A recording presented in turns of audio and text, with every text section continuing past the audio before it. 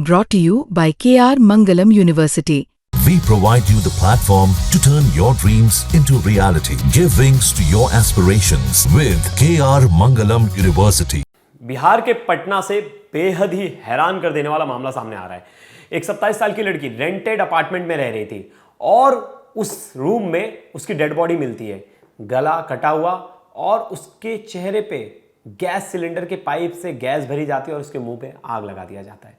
मतलब सोचिए कितनी बेरहमी से उसकी हत्या कर दी जाती है। और ये कोई नॉर्मल इलाका नहीं, बोरिंग रोड, मतलब पटना का बड़ा ही पॉश इलाका है, बड़ा ही फेमस है। वहाँ पीजीज, हॉस्टल्स, बहुत सारे बच्चे दूर दूर से बिहार में वहाँ पढ़ने आते हैं, क्लासेस, कोचिंग और प्रिपरेशन की, एग्जाम प्रिपरेशन की तैयारी करने आते हैं।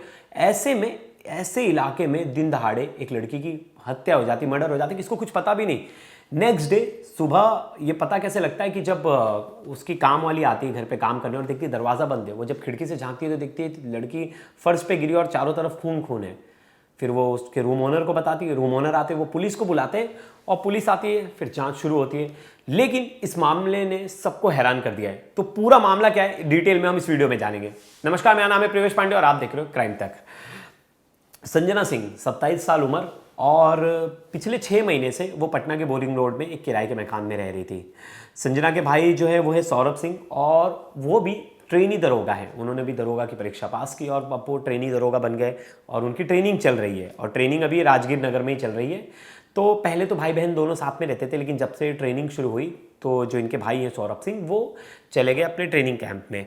अब ये जो संजना सिंह है, इन्होंने भी एक एग्ज़ाम पास किया था अभी जस्ट, CGL का, और इसके बाद इनकी नियुक्ति होने वाली थी, इनकी भी जॉब लगने वाली थी।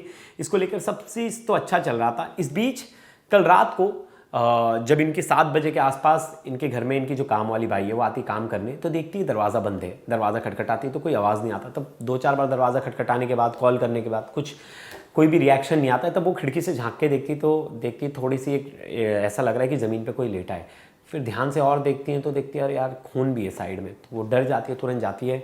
जो उनके ओनर है वो भी पड़ोस में ही रहते हैं, 2 बूढ़े फैमिली हैं, तो वो उनको बताती हैं। वो आते हैं, ऊपर देखते हैं, अरे देखते हैं तो उन्हें भी कुछ ऐसा लगता है कि बहुत ही गलत हुआ है, कि मतलब क्योंकि तब से सोई और ज़ोर ज़ोर का दरवाज़ा पीट रही, वो उठ नहीं रही। तो पुलिस को बुलाते हैं, पुलिस दरवाज़ा तोड़ती, देखती तो अंदर फर्श पे उसकी लाश पड़ी है, संजना की। और संजना का गला रेत कर उसकी हत्या कर दी गई है। हत्या के बाद जिसने भी हत्या की थी उसने उस घर में गैस सिलेंडर रखा था, गैस सिलेंडर के पाइप से उसके अंदर गैस भरी और आग लगा दिया। मतलब सोचिए कितना बेदर्दी से हत्या की गई। मतलब आप सोच भी नहीं सकते उस शख्स के अंदर कितनी दुश्मनी होगी जो भी मर्डर करके गया। फिर पुलिस ने आसपास का CCTV फुटेज खंगालने लगा। उनके भाई को फ़ोन किया गया, उनके भाई को बताया गया। तो सौरभ ने बताया ऐसे तो मेरी बहन की किसी के साथ दुश्मनी नहीं थी, ना मेरी बहन की किसी से लड़ाई थी। अब ऐसा कौन करेगा, पुलिस जांचे। अब इन सब के बीच जो इलाका है ना बोरिंग रोड, वो सब जो पटना में रहता है उन्हें तो बड़ा अच्छे से पता होगा। वैसे ये बोरिंग रोड और आनंदीपुर के बीच में पड़ता है। वो ना बड़ा फेमस है, पॉश इलाका है पटना का।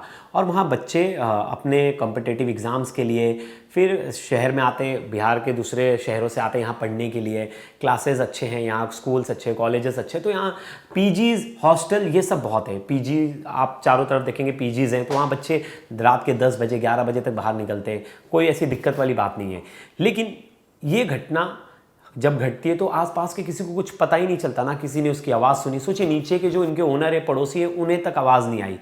और अब एक चीज़ सामने आई जब पूरी इन्वेस्टिगेशन हो रही थी, अभी तो एकदम शुरुआती जांच में पता चला कि सूरज कुमार नाम का कोई दोस्त है इसका। वो दोपहर में 1 बजे आता है और CCTV में वो दिखाई देता है। अब पहला शक की सुई उसी के ऊपर है कि शायद इसी ने, ये मुख्य आरोपी और इसी ने ये हत्या की है। उसके बाद ये घर पे जाता है, कुछ देर रुकता है, फिर वहाँ से निकल जाता है और उसके बाद ये सब चीज़ें होती है। तो पहला जो शक है वो पूरी तरह से सूरज कुमार पे जाता है। और इससे पहले भी ये किसी प्राइवेट कंपनी में काम कर रही थी। अभी तक जो पुलिस की तरफ से कोई ऐसा आधिकारिक बयान नहीं आया क्या ये लव लाइफ वाला मर्डर है या कोई दुश्मनी थी। इसको लेकर अभी तक पुलिस कुछ भी कहने से बच रही है। अभी इन्वेस्टिगेशन चल रही है। FSL की टीम वहाँ पहुंची, फॉरेंसिक टीम पहुंची, वो सब सबूत इकट्ठा कर रही है। लड़की का भी पोस्टमार्टम हो रहा है, पोस्टमार्टम रिपोर्ट भी जल्द आ जाएगी। लेकिन इन सब के बीच में एक सवाल था, सिक्योरिटी के नाम पे कुछ भी नहीं है। हमारे यहाँ भी नोएडा में भी पीजीज हैं बहुत सारे और अच्छे हॉस्टल्स चल रहे हैं, तो वहाँ बहुत स्ट्रिक्ट रूल है। अगर कोई रह भी रहा है मकान में, कोई आ जा रहा है, तो उसकी पूरी चीज़ें ओनर्स को पता होती हैं। पीजीज़ में भी आ रहे हो तो आप मतलब स्ट्रिक्टली रूल होता है कि अगर गर्ल्स पीजी है तो वहाँ लड़के नहीं आ सकते। लेकिन अभी जो कंडीशन है उस एरिया की, मैं आसपास के लोगों से बात कर रहा था, वो कह रहे थे कि यहाँ तो बहुत आवारागर्दी चलती है, बहुत सारे लड़के हैं जो बाइक्स पे घूमते हैं, रात को बदमाशी करते हैं, ऐसी तरह तमाम तरह के ग्रुप्स बने हुए हैं वहाँ बोरिंग रोड में, और हुड़दंगे सबसे ज़्यादा होती है। तो इन सब चीज़ों पे तो पुलिस की कोई लगाम नहीं, और अवैध पीजीज बहुत सारे चल रहे हैं, अवैध मकान में रेंटेड हाउस में लोग बहुत रह रहे, कोई वेरिफिकेशन नहीं करा रहा। इन सब चीज़ों की वजह से पुलिस के पास कोई प्रॉपर इन्फॉर्मेशन नहीं, कौन आ रहा है, कौन रह रहा है, कौन जा रहा है, इसके बारे में कुछ भी नहीं पता। और कानून व्यवस्था अगर हर गली में अगर पुलिस की पहरेदारी अच्छी हो, पुलिस अगर हर गली में पेट्रोलिंग करे प्रॉपर से, तो क्राइम करने में कोई भी डरेगा। वो सोचेगा कि अरे मैं इस जगह पे कैसे क्राइम करूँ, पुलिस आ जाएगी तो क्या होगा, किसी ने इसकी चीखी सुन ले। लेकिन उस लड़की की, संजना सिंह जो 27 साल की, उसकी चीखें किसी ने नहीं सुनी, ना किसी को उसकी आवाज़ आई। तो ये क्या पहले उसे बेहोश करके उसका मर्डर किया गया, या वो चिल्ला रही थी उसका आवाज़ नहीं आ गया, क्या उसका गला पकड़, क्या उसका मुंह दबा दिया गया था। ऐसे 50 चीज़ें हैं जो अभी इस इन्वेस्टिगेशन का पार्ट है और इसमें पता चल गया। लेकिन वहाँ की लड़कियों में दहशत है। अब सब कह रही है कि हमारी सेफ्टी का क्या। इस तरह से एक लड़की की दिन दहाड़े हत्या कर दी जाती है, तो ये अपने आप में बहुत बड़ा सवाल है। वो भी उसके कमरे में घुस के, और हत्या ऐसी नॉर्मल हत्या नहीं, मर्डर करने के बाद गैस सिलेंडर से उसमें गैस भरा जाता है और आग लगा दिया जाता है। सोचिए कितनी बड़ी बात है। तो पटना पुलिस से सीधा सवाल है, क्या कानून कायदा वहाँ अभी ठीक से चल नहीं पा रहा है? क्या आप फेल हो रहे हो सिचुएशन संभालने में? और नहीं तो फिर आपकी पेट्रोलिंग क्यों नहीं दिखती? क्योंकि वहाँ के स्टूडेंट्स ही कहते हैं कि पुलिस तो दिखती नहीं, पेट्रोलिंग कुछ नहीं है, हुड़दंगे इतनी ज़्यादा चलती है बोरिंग रोड पे, उसका कोई कहना नहीं है। तो पुलिस को इन सब जवाबों का सवाल, मतलब इतने सारे सवाल तो उठेंगे ही, अब उन्हें जवाब देना है। तो आने वाले टाइम में देखेंगे कि इस मर्डर केस के पीछे कौन था, क्यों मर्डर हुआ, और इस मर्डर मिस्ट्री के पीछे पहेली क्या है। क्योंकि अभी शुरुआती जांच है, इसमें ज़्यादा इन्फॉर्मेशन तो अभी तक सामने नहीं आई, लेकिन अपने आप में ये मर्डर ही बहुत बड़ा है। तो इसमें हम फॉलो करते रहेंगे। आप मेरे नेक्स्ट वीडियो में देखिएगा तो मैं इसमें सब चीज़ें बताऊंगा जो पुलिस के यहाँ से आएगी इन्फॉर्मेशन की, क्या कुछ हुआ, कौन था इस मर्डर के पीछे, क्या सूरज कुमार ही मुख्य आरोपी है, इसके पीछे कोई और है। इन सब सवालों के जवाब हम ढूंढेंगे और आप तक लेके आएंगे। तब तक के लिए धन्यवाद दोस्तों।